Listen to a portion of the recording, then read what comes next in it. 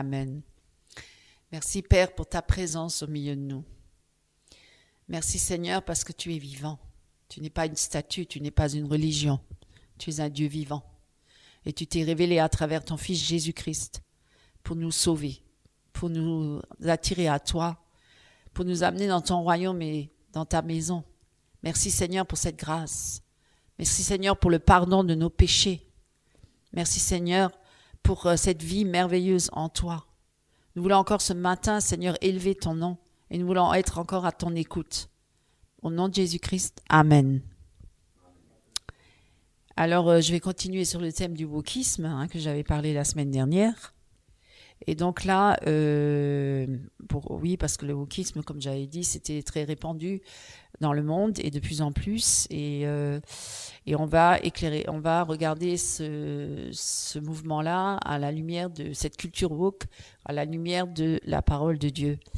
Alors, la parole de Dieu, elle est claire. Il existe une vérité absolue et cette vérité, elle est en Dieu seul. Seul Jésus-Christ l'a proclamé, je précise tout de suite dès le début, je suis le chemin, la vérité et la vie, et nul ne vient au Père que par moi. C'est écrit dans Jean, chapitre 14, verset 6. Alors, on voit déjà d'entrée que le wokisme, en rejetant cette vérité divine, ouvre la porte à la confusion morale et à la rébellion contre Dieu. Le relativisme conduit à des comportements, parce que ça veut dire tout est relatif, donc il n'y a pas de vérité absolue. Tout est relatif, ça veut dire chacun a sa propre vérité, quelque part. Tout est relatif. Donc le relativisme conduit à des comportements et des idéologies contraires au plan de Dieu. Et comme le rejet des distinctions naturelles entre hommes et femmes, bien et mal, ou l'élévation de l'autonomie individuelle au-dessus de toute considération. Donc, c'est avant tout la personne. C'est l'individualisme qui est vraiment très fort développé dans la société et dans ce monde. Et on peut donner un exemple biblique. Le peuple d'Israël, pendant la période des juges, Israël a vécu une époque de relativisme moral où chacun faisait ce que bon lui semblait. Puisque chacun, comme c'est un relativisme moral, chacun va dire le bien que lui il fait, c'est ça, le bien, c'est à son niveau, mais ça peut être mal pour l'autre, mais bon, comme si chacun fait ce qu'il veut, c'est la confusion totale et c'est pas du tout en rapport avec la morale de Dieu. Et où chacun fait ce qu'il veut, qui est juste. Donc pour lui, c'est juste à ses yeux le bien. Il pense que c'est juste, à ses yeux. Donc chaque personne pense qu'à ses yeux, ce que lui il dit et sa manière de penser, elle est juste. Alors que elle n'est pas forcément juste pour mon prochain. Vous voyez pourquoi on a besoin de Dieu ? Parce que si chacun vient avec sa science et chacun vient avec sa morale, on ne pourra pas s'en sortir, parce que chacun a une idée plus ou moins limitée sur les choses et sur son existence, l'existentialisme. Et si on marcherait selon nos propres pensées, et comme on le voit dans le monde d'ailleurs, ça ramène le chaos. Ça vous rappelle pas quelque chose, le chaos ordo ab charo, parce que il faut d'abord semer le chaos pour ensuite ramener l'ordre, mais cet ordre-là qui va être ramené dans le monde, le nouvel ordre mondial, il n'est pas basé sur les lois de Dieu, il est basé sur ce que l'homme et le diable derrière est en train de préparer. Donc on provoque la confusion, le chaos, pour ensuite amener un ordre, mais cet ordre-là qui va venir, ce sera un ordre dictatorial. Voyez. Mais l'ordre de Dieu, il n'est pas dictatorial. Il est vraiment pour la libération, la liberté de l'homme. La vraie liberté, elle est que en Jésus-Christ. Alors, en ces temps-là, dans la Bible, il n'y avait point de roi en Israël. Et chacun faisait ce que lui semblait bon. C'est écrit dans Juges, chapitre 21-25. Et donc, ce rejet de l'autorité divine a conduit à de nombreux désordres sociaux, familiaux, et à tous les niveaux, et individuels bien sûr, et des idolâtries qui amènent forcément à idolâtrer des faux dieux, des idoles. Forcément, si on se soumet plus à Dieu, l'homme est de toute façon, il a été conçu de telle façon que quelque part en lui, il y a besoin d'un Dieu. Il y a une place là qu'il faut, où il cherche à adorer ou à aduler quelqu'un. Si c'est pas soi-même, Si c'est pas l'autre, ben ça sera un objet ou une idole, mais bon, une statue ou peu importe, ou une idéologie, une philosophie, etc. Mais il a toujours besoin d'un maître, il a toujours besoin de chercher quelque part un Dieu. Hein. Et donc, s'il n'est pas soumis au Dieu de tout l'univers, le créateur de toutes choses, eh bien, il va se créer des faux dieux, des idoles. Et donc, il y a beaucoup d'idolâtrie. Et le jugement divin, ils vont tomber forcément.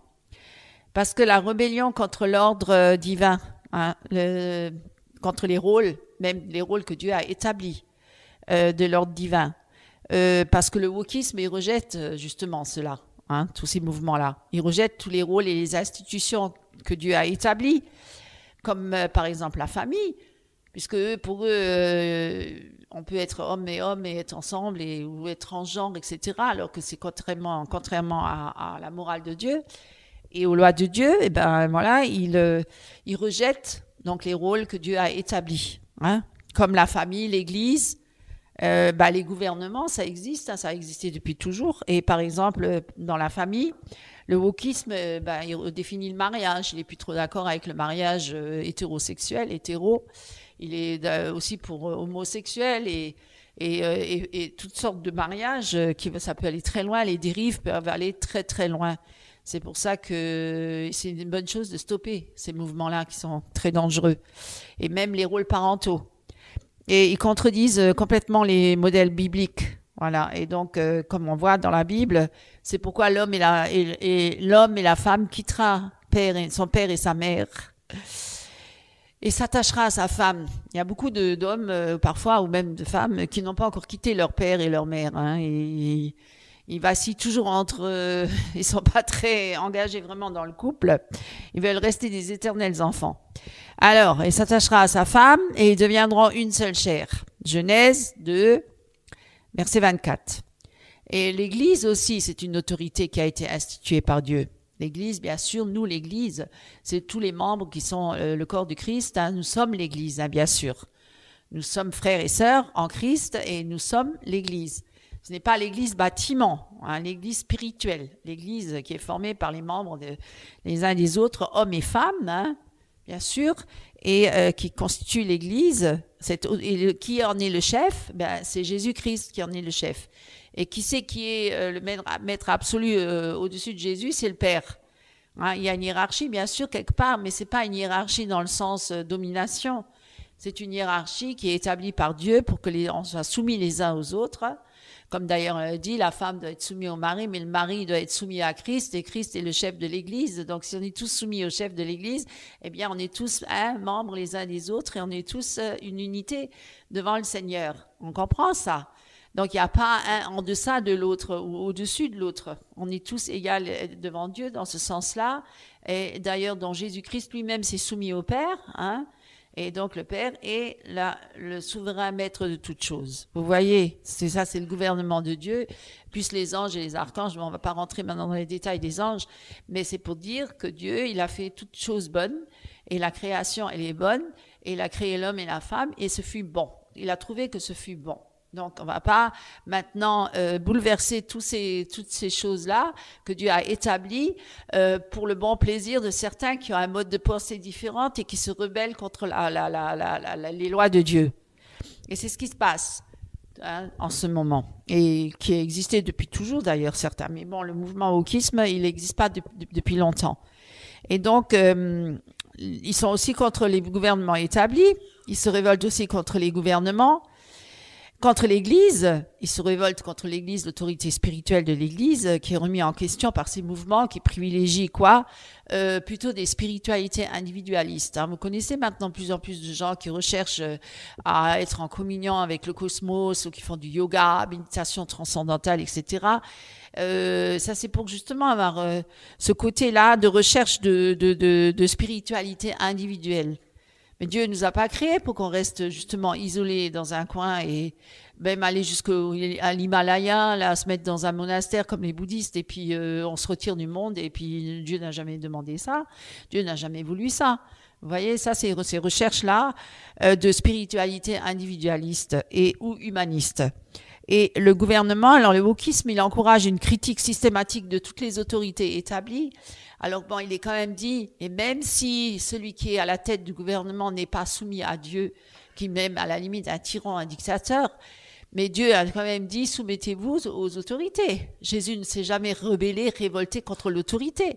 Souvenez-vous, si vous avez suivi tout le cheminement de Jésus-Christ sur la terre, il n'a jamais poussé le peuple de Dieu à se révolter contre le gouvernement. Vrai ou faux? Il n'a jamais utilisé des armes physiques pour combattre le gouvernement. Au contraire, il a même dit bénissez vos ennemis, ne les maudissez pas. Et si on vous persécute, bénissez-les. Vous voyez? Et même Paul, il s'est toujours soumis aux autorités. Il s'est pas rebellé contre l'autorité. Donc, on n'est pas appelé à cela. Mais tous ces mouvements-là, ils encouragent justement systématiquement à se révolter contre les autorités et à manifester dans la rue, partout, à provoquer, et parler à travers la radio, les médias, etc., pour faire changer les mentalités, pour les attirer dans leur mouvement. Souvent, ça provoque des révoltes. Et puis... on agit sans discernement, on oublie en Dieu qui est quand même souverain et maître sur toutes les nations. C'est quand même écrit dans la parole, c'est quand même Dieu qui est au-dessus de tout, même si on a l'impression que Dieu n'agit pas, comme certains disent. Oui, mais Dieu, qu'est-ce qu'il fait? Il y a les guerres, oui, mais qu'est-ce qu'il fait Dieu? Dieu, il n'intervient pas, il y a les guerres, il y a les famines, il y a tout ça, il y a tout ce bordel et tout, mais Dieu, il est souverain et maître sur toutes les nations. C'est quand même lui qui aura le dernier mot. Il laisse faire beaucoup de choses. C'est vrai, on pourrait dire, waouh, mais qu'est-ce qu'il fait Dieu? Mais c'est pas normal, Dieu, il n'existe pas, c'est pas possible, il n'aurait pas laissé mourir ma fille ou mon fils ou ces accidents, tout ce qu'il y a eu, etc. Il laisserait pas faire tout ça. Oui, effectivement, Dieu, comment se fait-il que Dieu n'intervient pas? Il y a des viols partout, des enfants qui sont sacrifiés, etc. Beaucoup de violence, de méchanceté, la persécution des chrétiens partout dans le monde. Et pourquoi Dieu n'intervient pas? Dieu est souverain maître de toutes choses sur toutes les nations, parce qu'il laisse l'homme libre. Il laisse l'homme libre de choisir pour lui ou de ne pas choisir pour lui. Pourquoi on doit évangéliser? Pourquoi on doit prêcher la parole? Pourquoi on doit prêcher la bonne nouvelle du salut en Jésus-Christ? Si Dieu, il était, on pourrait dire, s'il était maître, s'il dominerait sur les hommes, il pourrait tout en une fois, il pourrait tout détruire, il pourrait tout changer. Même il pourrait enlever le Satan. Pourquoi est-ce que tout ça se passe? Parce que Dieu, il est le Dieu de l'histoire. Il sait pourquoi il agit de cette manière-là. La sagesse et l'autorité suprême, c'est Dieu. Et s'il a permis toutes ces choses-là, et s'il permet le mal même sur la terre, c'est qu'il a ses raisons. Voilà. C'est pour que les hommes réalisent à quel point ils sont mauvais et à quel point ils ont besoin d'un sauveur, à quel point ils ont besoin de s'humilier devant Dieu et reconnaître qu'ils ne sont rien, qu'ils sont perdus. C'est ça surtout. Et qu'ils ont besoin du secours de Dieu. Parce que tant qu'ils n'ont pas besoin du secours de Dieu, ils se prennent pour des grands orgueilleux qui croient qu'ils peuvent tout diriger et régner sur la terre sans Dieu. Mais Dieu leur montre justement, en les laissant aller jusqu'à l'extrême dans les ténèbres, leur montre à quel point ils sont déjà graves en rébellion contre lui, mais en même temps montrer à quel point ils sont misérables et pauvres sans Dieu. C'est dans son amour qu'il a envoyé son Fils et il a dû souffrir à notre place pour montrer à quel point il nous aime. À quel point il nous aime, il a laissé mourir Jésus-Christ sur la croix pour que nous, on puisse être sauvés. Pour montrer, vous voyez, c'est tout le mal personnifié là que vous avez accompli contre mon enfant unique, mon fils, que vous avez agi d'une manière odieuse et rebelle. Mais malgré ça, je vous pardonne et je vous ai racheté à travers mon Fils Jésus-Christ, à travers le sang précieux qui a été versé sur la croix. Je vous ai sauvés malgré tout ça, malgré vos rébellions, vos manquements et tous vos revendications constantes que vous avez toujours à vous plaindre. Voilà. Et donc Dieu est bon. Dieu est bon, en oubliant que, voilà. Donc, on peut lire ça dans Romains 13, 1, que toute personne soit soumise aux autorités supérieures, car il n'y a point d'autorité qui ne vienne de Dieu. Et les autorités qui existent ont été instituées de Dieu. Oui, oui, on est obligé de se soumettre. Il y a des lois dans un pays, on est obligé de se soumettre aux lois. Si on ne se soumet pas aux lois, qu'est-ce qui se passe? On transgresse ces lois, on va être mis en prison. Alors, cependant, lorsque les gouvernements ou les institutions agissent contre les principes de Dieu, bien sûr, ça arrive énormément. L'Écriture nous rappelle à obéir d'abord à Dieu, comme l'ont fait les apôtres. Alors là, oui, si on nous demande de nous prosterner devant une statue, comme certains, par exemple, la Corée du Nord, pourquoi les chrétiens sont persécutés? Ils ont élevé une statue du père, je sais plus comment il s'appelle, le père Yongning, enfin... Ouais, donc le fils, il règne maintenant en Corée du Nord, et donc il demande à se prosterner devant la statue. Ah mais non, on va pas se prosterner devant une statue, on va refuser.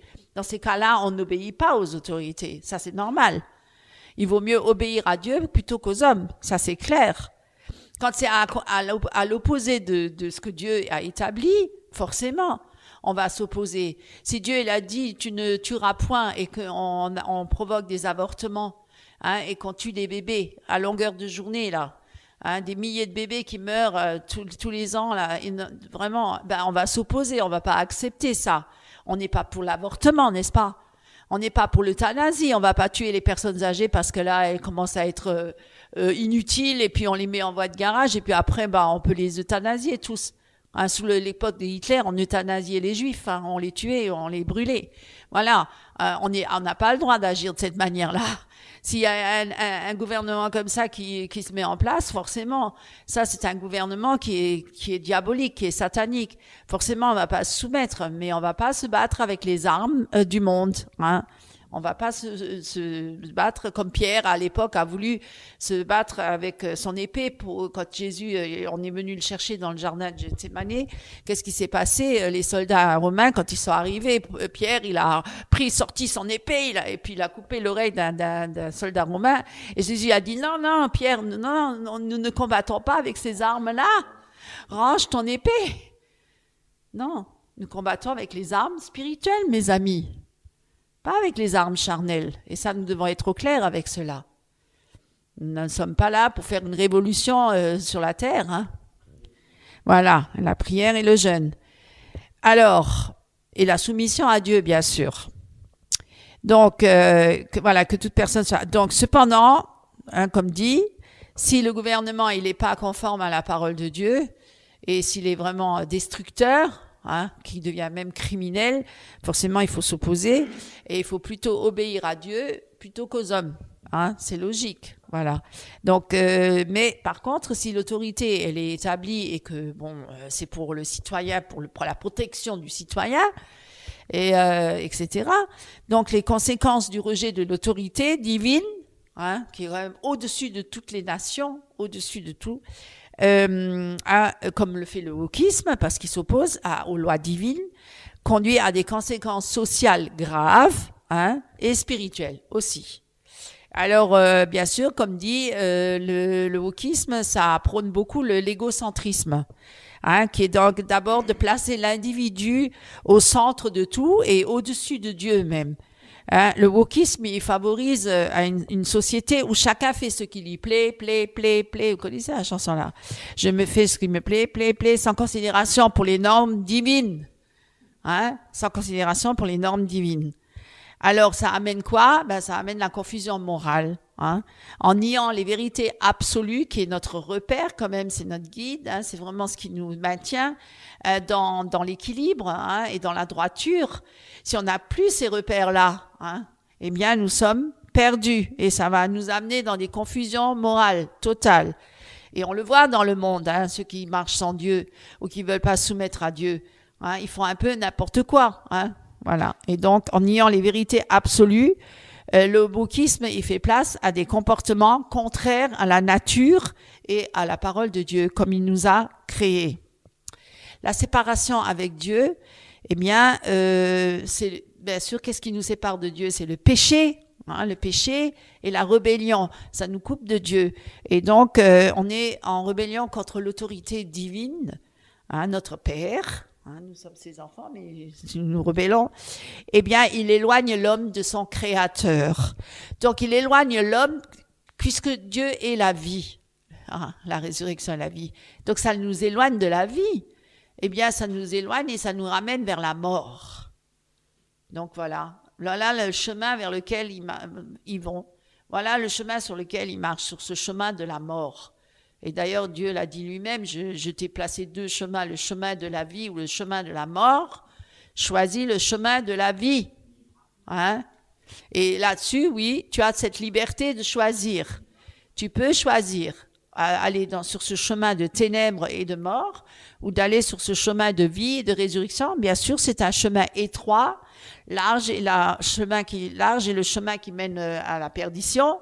Étroit est le chemin qui mène au royaume de Dieu. Et c'est sûr que ça va pas être un chemin facile. Hein. C'est pas un chemin, un long fleuve tranquille ou un bisounours chemin, pas du tout.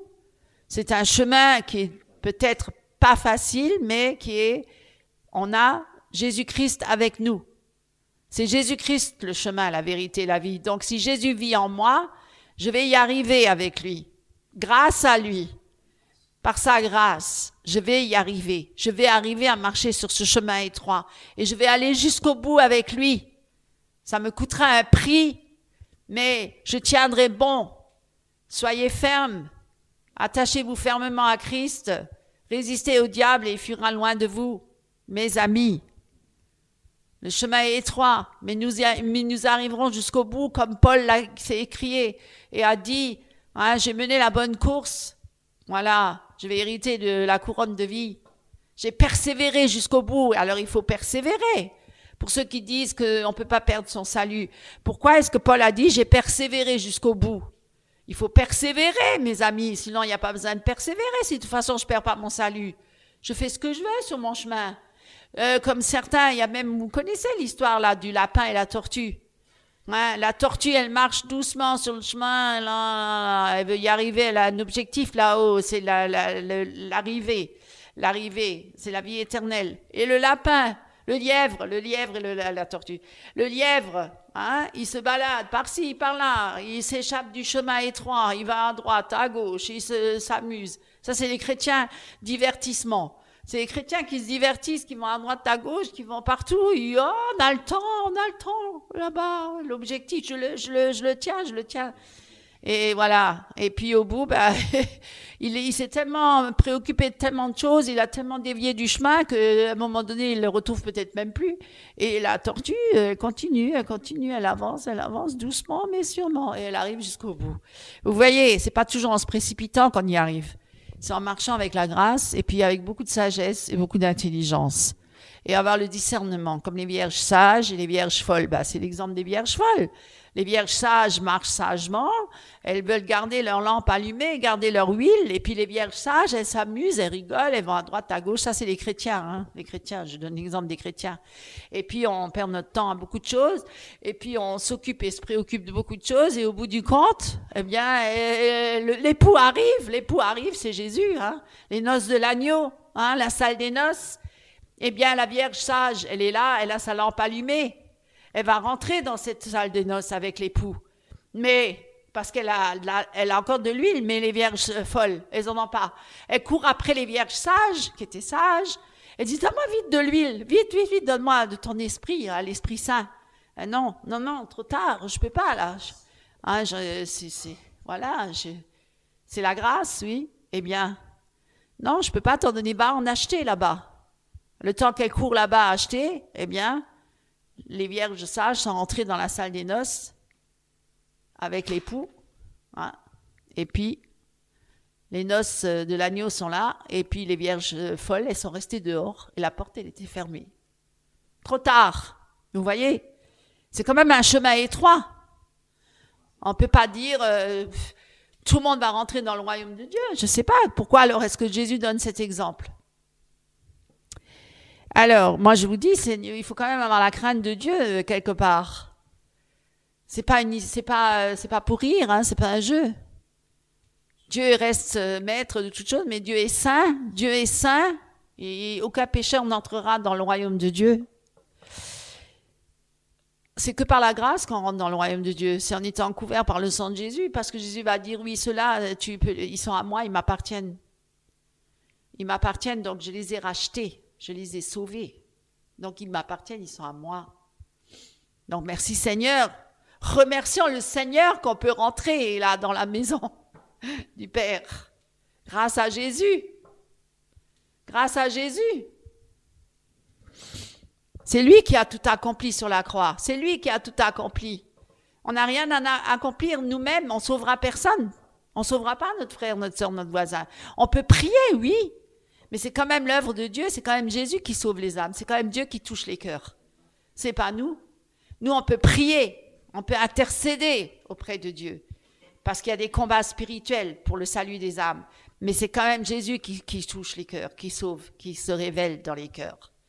Un cœur qu'il a préparé. Voilà. Donc, la séparation avec Dieu à cause du péché et la rébellion contre l'autorité divine.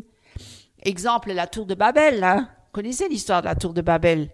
La tour de Babel, c'est vraiment un exemple classique de l'humanité. Qui rejetait l'autorité de Dieu. Ils ont voulu défier Dieu. Hein, pour suivre son propre projet d'autonomie. Je fais ce que je veux. C'est moi qui décide. C'est moi, je fais mes projets. C'est mes plans qui vont se passer, qui vont se réaliser.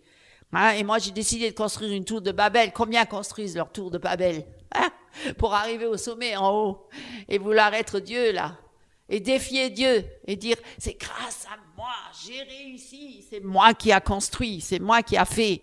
Il y a combien d'hommes qui se vantent de ces choses-là? J'en entends des fois qui disent, c'est moi qui a fait ça, c'est moi qui a écrit ça, c'est moi qui a joué ça, c'est moi qui a construit ça. Voilà. Et donc, les hommes, ils ont toujours cherché à s'élever par eux-mêmes, toujours. Hein, c'est l'orgueil de Satan. L'orgueil, hein, il est toujours là, il menace beaucoup les chrétiens aussi. Hein, on doit être vigilant, on doit veiller. Hein, c'est Dieu, il élève celui qui s'humilie, il rabaisse celui qui s'élève. Il résiste aux orgueilleux, il fait grâce aux humbles. Il ne fait pas grâce aux orgueilleux. L'orgueilleux, non. Les hommes ont cherché à s'élever par eux-mêmes en oubliant Dieu. Leur rébellion a conduit justement à leur dispersion. Ils ont construit une tour de Babel pour défier Dieu. Ils ont construit une tour pour monter jusqu'au ciel et défier Dieu là-haut. Dieu les a dispersés. On les a confondus tous. Hein? Et ils ont le langage. Ils n'arrivent même plus à communiquer ensemble. Parce qu'avant, ils avaient tous le même langage. Mais là, ils ont perdu tout ça. Alors, ils se sont dispersés. Alors, ils se sont mis avec ceux qui parlaient la même langue qu'eux. Et puis, ceux qui ne parlaient pas la même langue, ils partaient dans une autre direction. Vous voyez, Dieu, il fait ce qu'il veut. S'il a envie, demain, il va vous confondre tous. Il fait ce qu'il veut. Les hommes ont dit, allons, bâtissons-nous une ville et une tour dont le sommet touche aux cieux et faisons-nous un nom. Ah, un nom. Je veux que mon nom soit connu. Combien veulent avoir un nom affiché sur les pancartes, sur les grandes enseignes? Mon nom! Mon nom doit être affiché. Même il y en a qui veulent les noms de rues, ou des avenues, ou des boulevards. Des noms. Je veux que mon nom soit inscrit pour qu'on me reconnaisse. Et ils ont dit ça. Et alors, afin que nous ne soyons pas dispersés sur la surface de toute la terre. Et Dieu a mis fin à leur projet. À un moment donné, Dieu, paf, il a frappé. Il a attendu longtemps, mais il a quand même frappé. Il les a laissés faire, mais il a frappé à un moment donné. Et Dieu, il frappe toujours. À un moment ou à un autre. Hein, le déluge. Oh, mais ça n'arrivera jamais, ça. Plus jamais. Hein? Et pourtant, on est averti qu'il y aura une fin des temps. Hein? Tout sera détruit par le feu. On est averti. Mais est-ce que les hommes réalisent vraiment qu'un jour Dieu va agir? Dieu va frapper un jour. Il va intervenir. Dieu a mis fin à leur projet pour leur rappeler qu'il est le seul Seigneur et le seul Dieu, le seul souverain maître de toutes choses. Le Dieu de l'univers, le créateur du ciel et de la terre et de tout l'univers. C'est lui le souverain maître de toutes choses. C'est lui qui règne sur tout l'univers.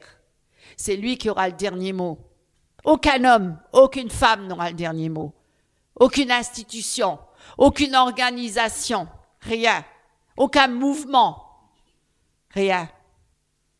On devra tous plier le genou devant lui. l'appel de Dieu à revenir sous son autorité. Il est toujours là, à travers Jésus-Christ, à travers ses apôtres, à travers tous ceux qui sont en Christ, qui doivent prêcher la bonne nouvelle du salut en Jésus-Christ. Pourquoi est-ce que nous la proclamons encore aujourd'hui? Pourquoi est-ce que nous proclamons cela? Parce que Dieu il veut encore sauver des âmes. Dieu veut encore que des âmes viennent à lui. Lui rappeler qu'il existe, qu'il est vivant. Nous sommes les témoins vivants de Jésus-Christ sur la terre. Nous sommes les sentinelles sur la terre. Nous devons proclamer cela. Nous n'avons pas le choix. Même Paul l'a dit, je dois le dire. Et même Dieu l'a dit, si vous ne le criez pas, les pierres crieront pour vous. Nous devons le proclamer. Mes amis, pour reconnaître la souveraineté de Dieu, l'Éternel qui a établi le trône dans les cieux, au-dessus de tout, et son règne qui domine sur toute chose. C'est Dieu qui domine. Nous devons soumettre nos pensées, nos actions à Christ. Il renversera toute hauteur et tout raisonnement. Prenez avec moi 2 Corinthiens chapitre 10, verset 5. Toute hauteur qui s'élèvera contre la connaissance de Dieu. Et il nous amènera toute pensée captive à l'obéissance à Christ. Vous voyez, on ne peut pas échapper à Dieu. C'est quand même Dieu qui est souverain et maître. Et on peut lire dans Jacques 1, 25, mais celui qui aura plongé les regards dans la loi parfaite, la loi de la liberté, c'est ça la vraie liberté.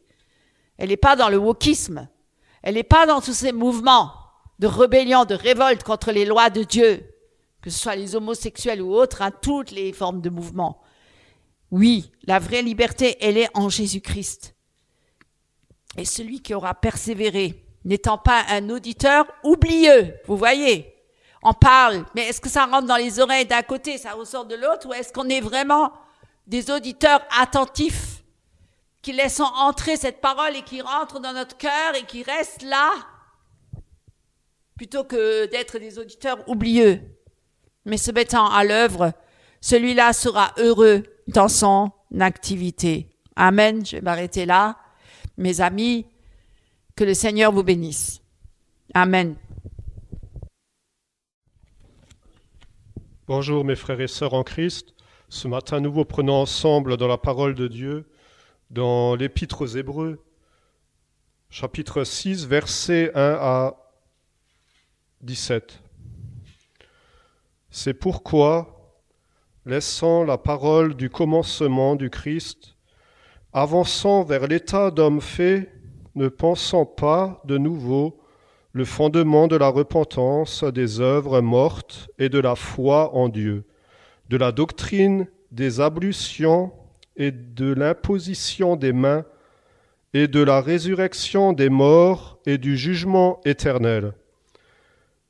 Et c'est ce que nous ferons si Dieu le permet, car il est impossible que ceux qui ont été une fois éclairés et qui ont goûté du don céleste et qui sont devenus participants de l'Esprit Saint et qui ont goûté la bonne parole de Dieu et les miracles du siècle à venir, et qui sont tombés, soient renouvelés encore à la repentance, crucifiant pour eux-mêmes le Fils de Dieu et l'exposant à l'opprobre. Car la terre qui boit la pluie qui vient souvent sur elle et qui produit des herbes utiles pour ceux pour qui elle est aussi labourée, reçoit de Dieu la bénédiction. Mais si elle porte des épines et des chardons, elle est réprouvée et près de la malédiction. Et sa fin est d'être brûlée. Mais nous sommes persuadés, en ce qui vous concerne, bien-aimés, de choses meilleures et qui tiennent au salut.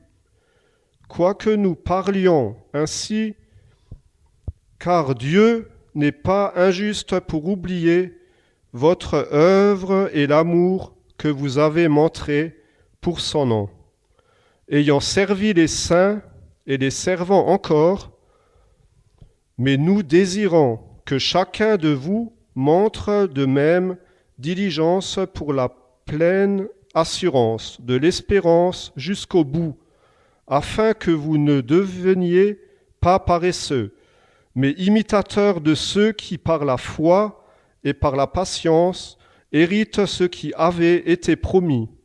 Car lorsque Dieu fit la promesse à Abraham, puisqu'il n'avait personne de plus grand par qui jurer, il jura par lui-même, disant, « Certes, en bénissant, je te bénirai, et en multipliant, je te multiplierai. » Et ainsi, Abraham, ayant eu patience, obtint ce qui avait été promis. Car les hommes jurent par quelqu'un qui est plus grand qu'eux, et le serment est pour eux un terme à toute dispute, pour rendre ferme ce qui est convenu.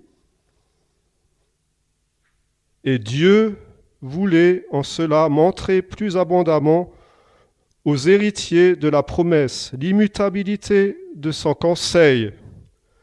Soyez richement bénis. Amen. Frères et sœurs en Christ, bonjour, chers amis, chers invités, chers internautes. Nous voilà à nouveau réunis dans la présence du Seigneur pour écouter sa parole. Alors, le titre de la prédication, « La foi vivante et les œuvres dans la vie chrétienne ». Frères et sœurs en Christ, la foi et les œuvres, nous pouvons les comparer à un oiseau à deux ailes. Et effectivement, ces ailes fonctionnent toujours ensemble. Il n'y en a pas une qui... Les ailes fonctionnent ensemble pour s'envoler. Donc, pour nous faire évoluer dans notre marche chrétienne, il faut effectivement que la foi et les œuvres fonctionnent ensemble, comme ces deux ailes. Comprenez ? L'un ne va pas sans l'autre. Aujourd'hui, on dit, la foi seule sauve. Ah non, non, non, ce sont que les œuvres qui sauvent. Non. Il faut un oiseau équilibré, avec deux ailes. Et avec les mouvements des ailes, eh bien, effectivement, on peut évoluer dans notre marche chrétienne. Maintenant, aujourd'hui, nous allons voir effectivement comment la foi vivante, je dis bien, et les œuvres travaillent, cohabitent ensemble. Alors nous allons commencer par la foi. La foi, c'est le point de départ. La foi, c'est, oui, le départ de notre relation avec notre Seigneur. Et la Bible nous enseigne que la foi est un don de Dieu. Et ça, c'est très important de le souligner. Si je crois, c'est parce que Dieu m'a donné ce don de croire. Tous n'ont pas la foi. Tous n'ont pas cette foi. La foi, c'est le début de notre marche chrétienne, mes amis. La foi, elle est aussi comme un arbre bien enraciné. Ça représente les racines d'un arbre. Et les racines, effectivement, donnent de la vie à l'arbre. Et elles permettent aussi de faire porter du fruit. Donc la foi est très importante, effectivement. Éphésiens 2, versets 8 à 9. C'est par grâce, en effet, que vous êtes sauvés. Par le moyen de la foi. Nous sommes sauvés par la grâce. La grâce, c'est Jésus-Christ, le sacrifice accompli sur la croix, le sang versé.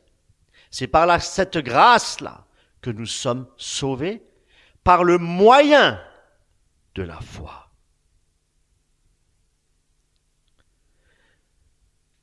Et cela ne vient pas de vous.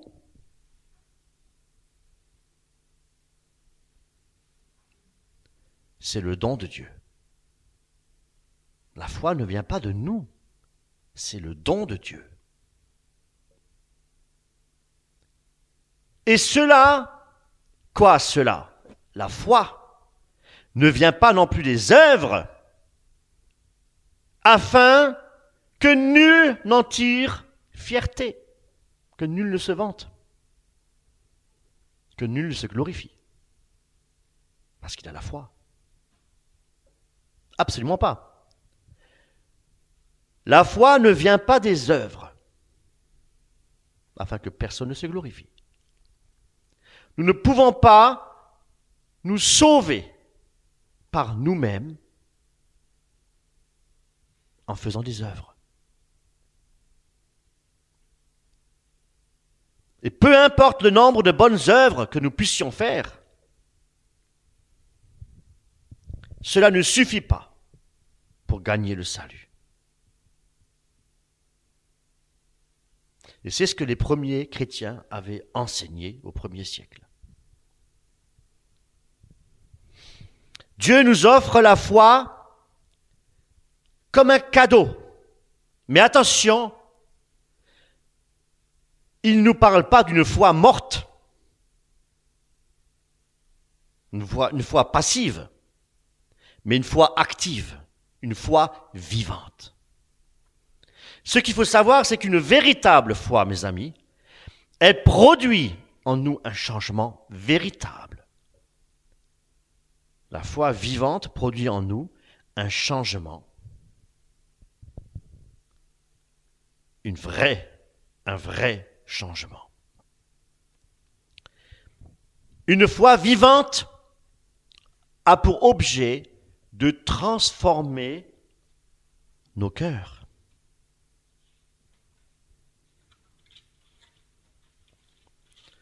Et là, nous allons dans Hébreux, chapitre 11, verset 1.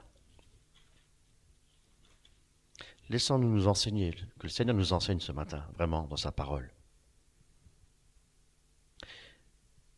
La foi est une manière de posséder déjà ce que l'on espère. Un moyen de connaître des réalités que l'on ne voit pas. Croire, c'est avoir confiance en Dieu, mes amis, même si nous ne voyons pas tout clairement. La foi nous permet effectivement de marcher dans les promesses de Dieu. Alléluia. L'Église primitive des premiers siècles enseignait que la foi est vivante. Qu'elle est vivante quand elle produit de l'amour. Sans amour, il n'y a pas une foi vivante.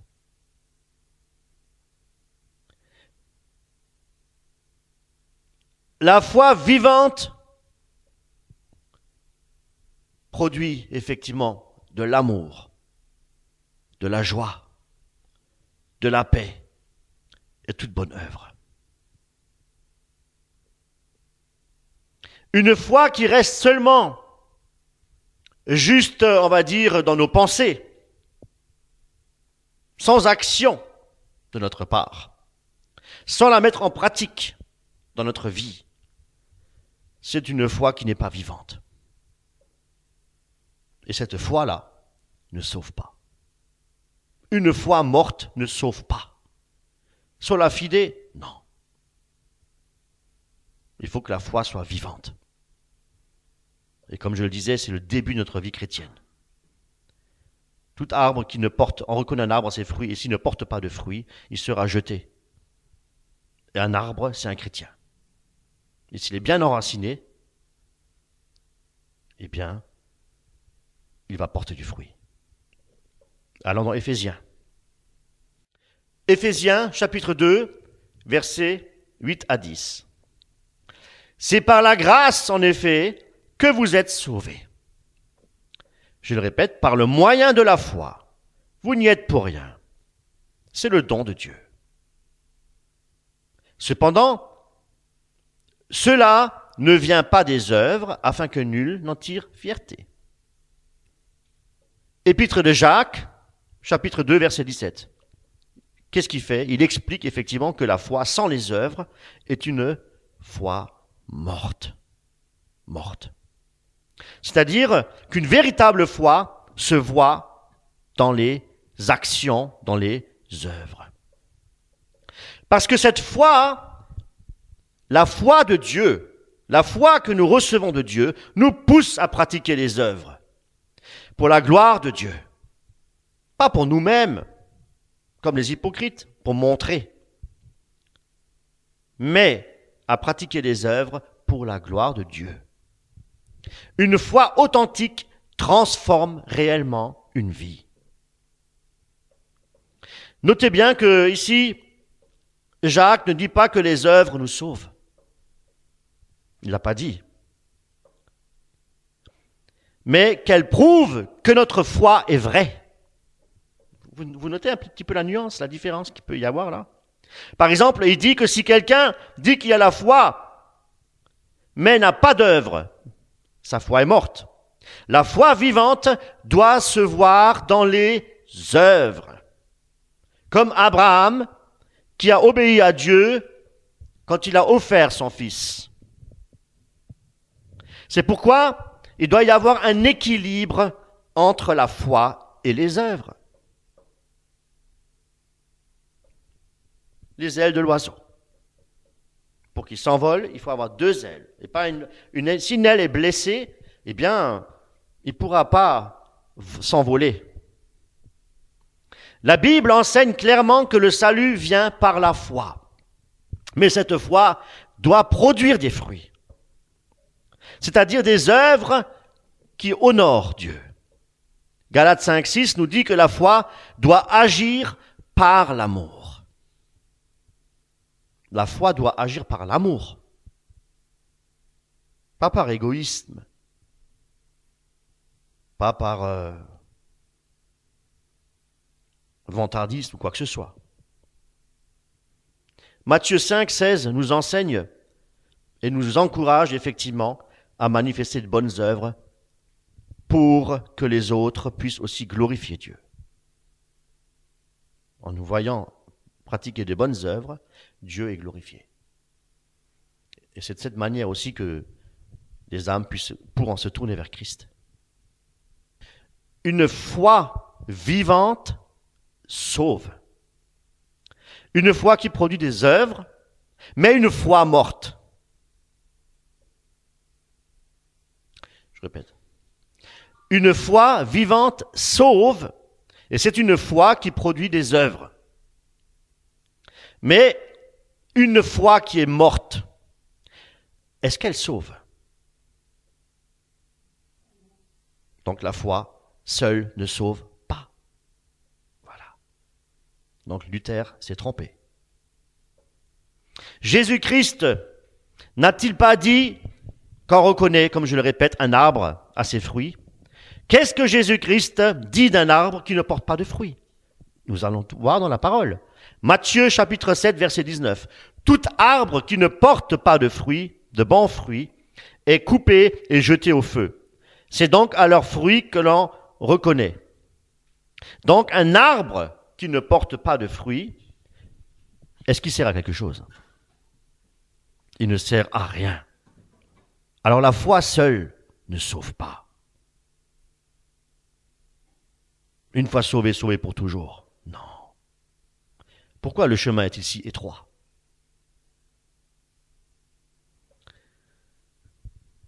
C'est comme une foi morte.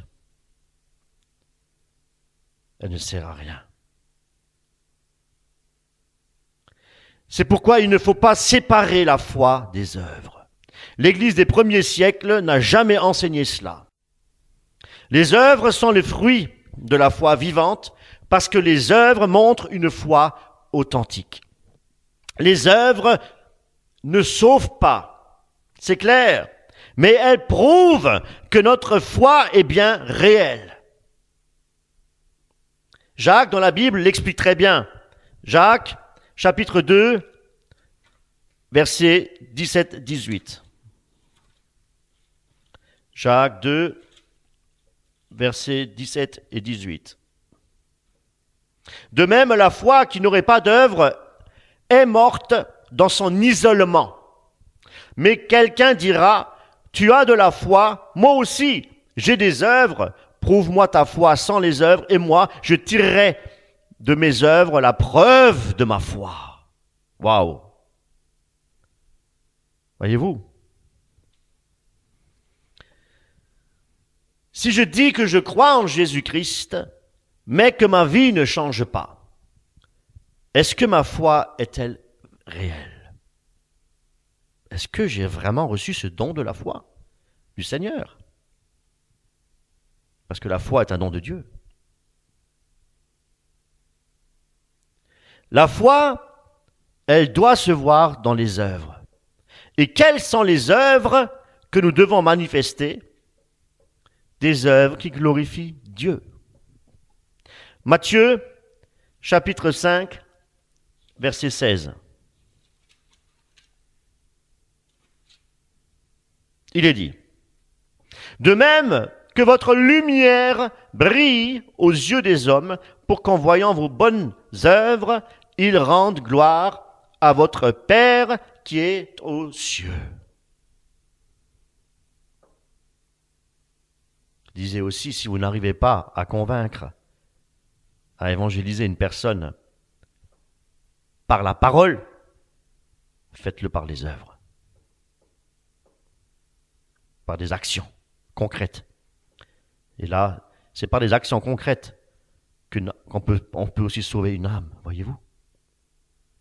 La foi avec les œuvres. Juste le blablabla, ça ne sert à rien. La foi doit se voir dans nos œuvres. Nous ne devons pas faire des œuvres pour attirer les âmes vers nous, mais pour les diriger vers Dieu. On travaille dans l'œuvre de Dieu pour le salut des âmes, pas pour les attirer à nous. Voyez-vous, un pasteur dans une église ne doit pas prêcher pour attirer les âmes dans son église, mais il doit les attirer à Christ en leur annonçant la vérité. Et nous devons... Les premiers chrétiens, je vais vous nommer par exemple, je ne sais pas si vous connaissez, Polycarpe, vous avez déjà entendu parler de Polycarpe. Lui-même était disciple de l'apôtre Jean. Il communiquait avec Jean. Il parlait avec Jean. Il enseignait que notre comportement est comme une lumière dans les ténèbres. Et quand nous vivons selon la foi, nos œuvres montrent la grandeur de Dieu. Nos œuvres sont les signes de notre foi vivante. Ce n'est pas le parler en langue. Nos œuvres sont le signe de notre foi vivante. Alléluia. Quelles sont les œuvres bonnes que Dieu a préparées d'avance pour que nous les pratiquions? C'est la question qu'on devrait se poser. Jésus nous a commandé d'aimer de tout notre cœur le Seigneur et d'aimer notre prochain comme nous-mêmes. Ce double commandement-là, mes amis, résume toute la loi et les prophètes, nous dit la parole de Dieu. Les premiers chrétiens enseignaient que l'amour de Dieu devait effectivement se manifester dans des œuvres d'amour envers les autres. Ils ont beaucoup appuyé là-dessus, les premiers chrétiens. La charité, les vertus, l'amour. Paul en parle également de bien accueillir aussi les pauvres, les plus démunis, les malades, les étrangers, les veufs et les veuves et les orphelins. Jésus en parle aussi. Matthieu, chapitre 25, versets 35 à 36, lorsqu'il dit « Car j'ai eu faim et vous m'avez donné à manger. » Jésus dit « J'ai eu soif et vous m'avez donné à boire. » Jésus dit « J'étais étranger et vous m'avez recueilli. » Jésus-Christ dit « J'étais nu, vous m'avez vêtu. » Jésus-Christ dit « J'étais malade et vous m'avez visité. » Jésus-Christ dit « J'étais en prison et vous êtes venus vers moi. » Les premiers chrétiens insistaient effectivement que le fait de témoigner de l'amour de Dieu, il fallait le faire avec des actions concrètes. Cet enseignement a été prêché par Jésus-Christ, comme nous venons de le voir, et par les apôtres. Les œuvres bonnes sont également la vie de prière pour se rapprocher de Dieu, une communion avec notre Seigneur. Et pour que notre cœur soit purifié, nous devons nous approcher de Dieu. Luc 18:1, il est dit, il faut toujours prier et ne pas se décourager, ne pas se relâcher. Le pardon, mes amis, et la réconciliation font partie intégrante aussi d'une bonne œuvre. Pardonner, se réconcilier, s'humilier. Ce sont des bonnes œuvres, mes amis. Apporter l'évangile autour de nous, c'est une excellente bonne œuvre. Ceux qui auront honte de moi, disait Jésus-Christ, j'aurai honte de eux. C'est un devoir d'annoncer l'évangile autour de nous. Les âmes se perdent. Les bonnes œuvres, c'est aussi la pureté, l'obéissance au commandement de Dieu. Jean 14:15, si vous m'aimez, vous gardez mes commandements. Obéir à Dieu, mes amis, est une excellente œuvre qui purifie notre âme et qui fait grandir notre foi. Les bonnes œuvres, mes amis, c'est aussi lutter contre le péché. Parce que la chair a les désirs contraires à ceux de l'esprit. Et nous devons lutter. Il y a la séduction dans ce monde. Il y a à renoncer aux œuvres mortes. Il y a à pratiquer les vertus de l'amour et de la vérité. Tout ça, ce sont des bonnes œuvres, mes amis. Résistez. Et le diable fuira loin de vous. C'est une bonne œuvre de résister, voyez-vous. Pratiquer les bonnes œuvres, c'est manifester le fruit de l'esprit selon Galates. C'est aussi l'amour, la joie, la paix, nous dit les Écritures, la patience, la bonté, la bénité, la fidélité, la douceur, la tempérance et encore beaucoup d'autres choses. Voilà les bonnes œuvres que nous devons pratiquer. Maintenant, il doit y avoir effectivement un équilibre, ou plutôt, je dirais une harmonie qui est établie entre la foi et les œuvres. La foi et les œuvres, vous venez de voir, avec l'exemple que je vous ai donné de l'oiseau, on ne peut pas séparer. On ne peut pas les séparer. On ne peut pas. La foi et les œuvres sont aussi comme deux côtés d'une pièce. Pile ou face, voyez-vous. Hein? Ça reste toujours une pièce. On ne peut pas séparer. On ne peut pas avoir l'un sans l'autre. Et si vous avez effectivement une foi sincère, une foi authentique, une foi qui vient de Dieu, vous allez produire du fruit. Vous allez forcément faire des œuvres que Dieu a préparées d'avance. Et Dieu de son amour nous aidera à persévérer jusqu'à la fin pour être sauvés. Si nous persévérons jusqu'à la fin, si vous faites des œuvres par amour de Dieu, faites des œuvres pour notre prochain, même pour notre ennemi, pour l'amour de Dieu, c'est la foi de Dieu qui vous pousse à faire ces œuvres-là. Galates 5:6. Ce qui a de la valeur, ce n'est ni la circoncision ni l'incirconcision, mais la foi qui agit par l'amour. Je répète, c'est des versets qu'on néglige. Hein? La foi qui agit par l'amour. Non pas une foi, je crois en Dieu. Les démons aussi croient et tremblent. Notre foi, si elle vient de Dieu, elle va agir par amour pour Dieu. Nous allons voir des exemples. Abraham et Rahab. Ce sont des exemples, mes amis, de l'ancienne alliance, d'une réelle foi. Non pas une foi passive, mais une foi active, mes amis. Dans la Bible, Jacques utilise ces deux exemples pour montrer que la foi et les œuvres marchent ensemble. Abraham, notre père, ne fut-il pas justifié par les œuvres lorsqu'il offrit son fils Isaac sur l'autel? Vous voyez que l'homme, effectivement, il a été justifié par les œuvres et non pas par la foi seulement. Prenons Jacques ensemble. Jacques, épître de Jacques, chapitre 2, versets 21 à 24.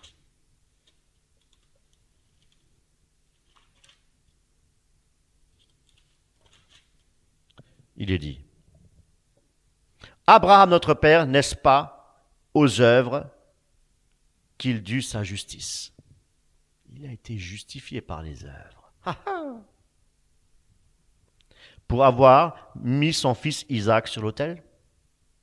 Tu vois que la foi a coopéré à ses œuvres, que les œuvres ont complété la foi, et que c'est réalisé le texte qui dit « Abraham eut foi en Dieu, et cela lui fut compté comme justice. »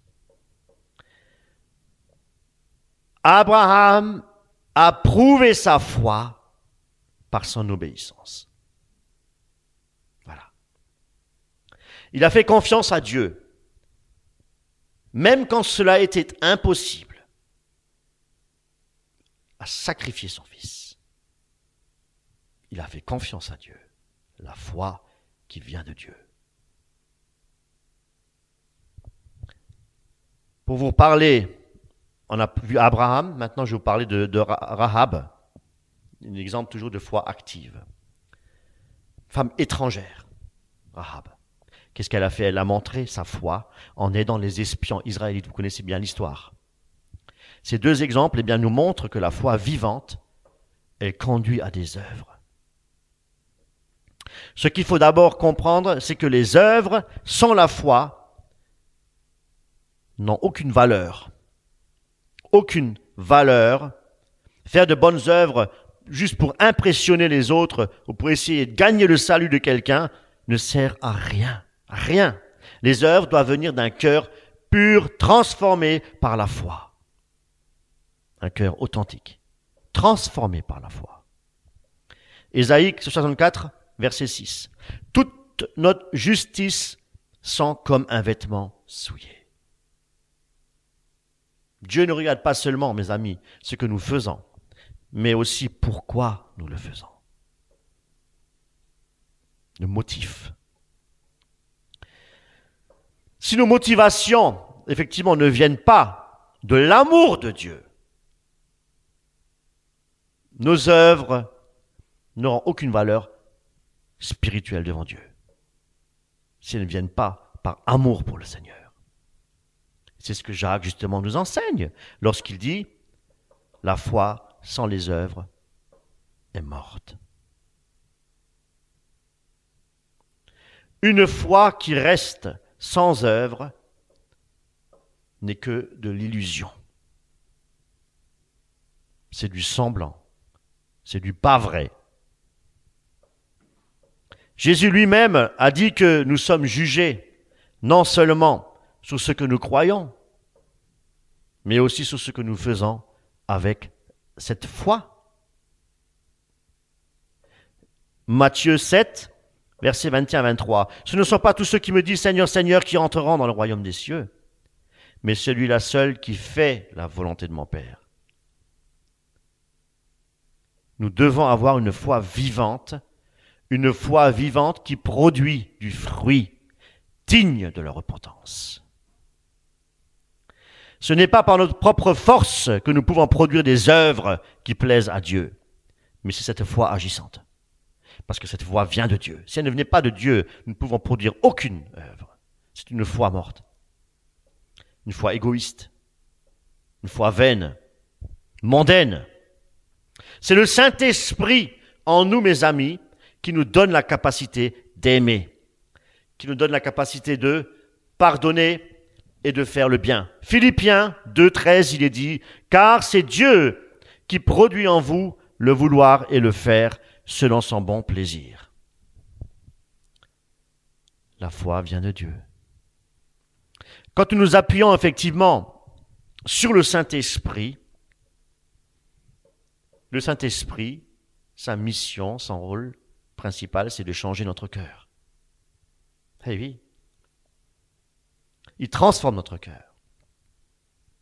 Nous devenons capables effectivement d'agir comme Jésus nous l'a enseigné. Le fruit de l'esprit se manifeste, mes amis, naturellement dans nos vies, comme nous l'avons vu, et je le répète, le fruit de l'esprit, c'est l'amour, la joie, la paix, la patience, la bonté, la tempérance, la bienveillance, la foi, la douceur, la maîtrise de soi. Frères et sœurs en Christ, Dieu nous a appelés effectivement à vivre une foi vivante. Une foi qui produit des œuvres et des œuvres qui glorifient le Seigneur. Les œuvres ne nous sauvent pas, mais elles montrent que le salut est réel dans notre vie.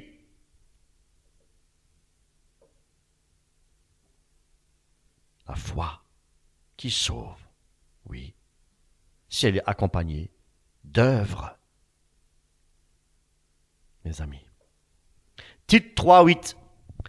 Cette parole est certaine, et je veux que tu insistes là-dessus afin que ceux qui ont cru en Dieu s'appliquent à pratiquer de bonnes œuvres. Ici, il nous demande carrément que ceux qui ont cru, nous devons nous appliquer à pratiquer de bonnes œuvres. Et s'appliquer à pratiquer de bonnes œuvres, c'est aussi faire des efforts de notre part, parce que la chair nous met un frein, nous empêche de faire les bonnes œuvres. Cette chair. Donc nous devons nous appliquer, nous dit la parole de Dieu, à pratiquer de bonnes œuvres. Voilà ce qui est bon et utile aux hommes. Voyez-vous? C'est Paul qui le dit. Demandons à Dieu effectivement qu'il augmente en nous la foi, non pas seulement pour faire des miracles et des guérisons et des prodiges, parce que c'est ce que beaucoup demandent, les charismatiques. Donne-moi la foi, pour faire des miracles, des prodiges et des guérisons. Mais demandons plutôt au Seigneur de nous donner la foi pour porter du fruit et pour faire les bonnes œuvres qu'il a préparées d'avance. Les bonnes œuvres. Nous devons vérifier si notre motivation vient de notre orgueil ou si elle vient de notre amour pour Dieu. Très important. Que ce merveilleux don de la foi, ce cadeau merveilleux, puisse agir par amour pour le Seigneur, pour transformer effectivement nos cœurs par la puissance du Saint-Esprit, et que ces œuvres puissent réellement témoigner de l'amour de Dieu autour de nous, pour que de nombreuses âmes puissent être sauvées. Sauvées par la grâce de Dieu, par cette grâce, par notre merveilleux Seigneur et Sauveur Jésus-Christ, mes amis. Que le Seigneur vous bénisse en abondance. Soyez bénis. Amen.